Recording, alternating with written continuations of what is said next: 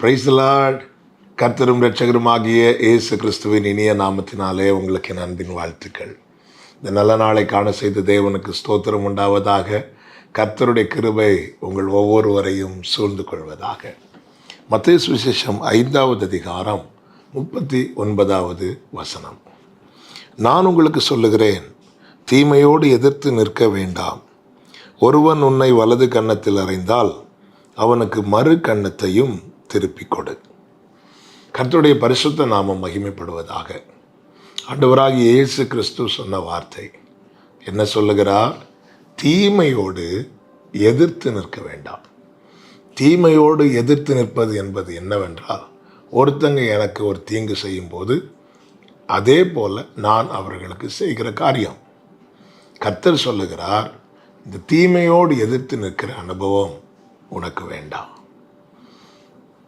வேதம் நமக்கு காண்பிக்கிறது 5வது சங்கீதம் அதனுடைய 4வது வசனத்தில், தீமை உம்மிடத்தில் சேர்வது இல்லை.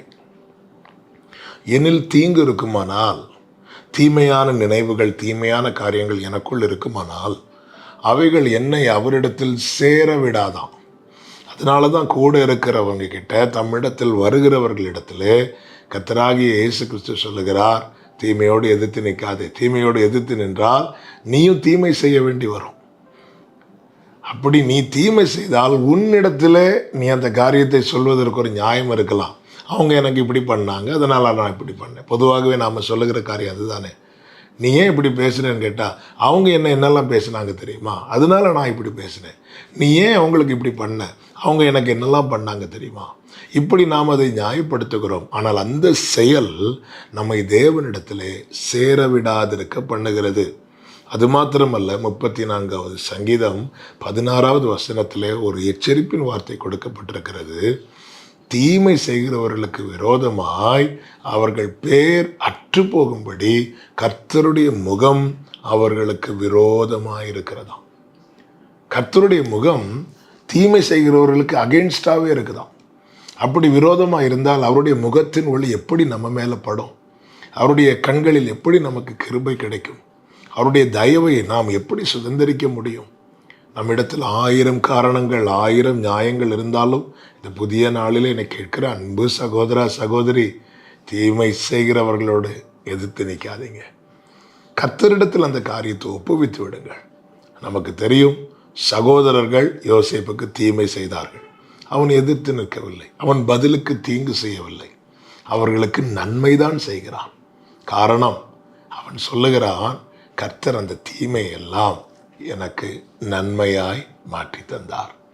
உங்களுக்கு ஒருத்தங்க தீமை செய்யும் போது என் நியாயம் கர்த்தரிடத்தில் இருக்கிறது என்கிற நம்பிக்கையோடு நீங்கள் அவர்களுக்கு தீமைக்கு தீமை செய்யாமல் நீங்கள் ஒதுங்கி இருப்பீர்களே ஆனால், அல்லது அந்த காரியத்தை கர்த்தரிடத்தில் விட்டு விடுவீர்களே ஆனால், கர்த்தர் அந்த தீமையை உங்களுக்கு நன்மையாய் மாற்றி தருவார்.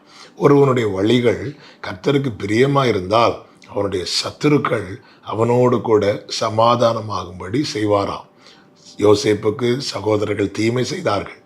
யோசேப்பு பதிலுக்கு தீமை செய்யாமல் நன்மை செய்கிறான். சகோதரர்கள் சமாதானமானாங்க. பார்த்தீங்களா? யோசேப்பின் தயவில் தான் வாழ வேண்டிய சூழ்நிலையை கர்த்தர் ஏற்படுத்தி கொடுத்தார். பார்த்தீர்களா? பிரியமான கர்த்தருடைய பிள்ளைகளே, நம்முடைய நியாயம் கர்த்தரிடத்தில் இருக்குங்க. நம்முடைய காரியத்தை விசாரிக்கிற ஒருவர் இருக்கிறார். எல்லாத்தையும் பார்த்துட்டு சும்மா இருப்பார்னு மட்டும் நினைக்காதீங்க. நிச்சயம் நீதி செய்வார். எனவே தீமையோடு எதிர்த்து நிற்காமல் கர்த்தரிடத்தில் விட்டு விடுங்கள். கர்த்தர் உங்களை ஆசீர்வதிப்பார். ஜெபிக்கலாமா? நல்ல தகப்பனே, இரக்கமுள்ள பிதாவே, இந்த நாளில் எங்களோடு பேசி உணர்த்தின கிருபைகளுக்காய் ஸ்தோத்திரம். நாங்கள் தீமையோடு எதிர்த்து நிற்காமல் தீமைக்கு பதில் நன்மை செய்யத்தக்கதாய் எங்களை உருவாக்கி நடத்தும். இயேசுவின் நாமத்தில் பிதாவே, ஆமென்.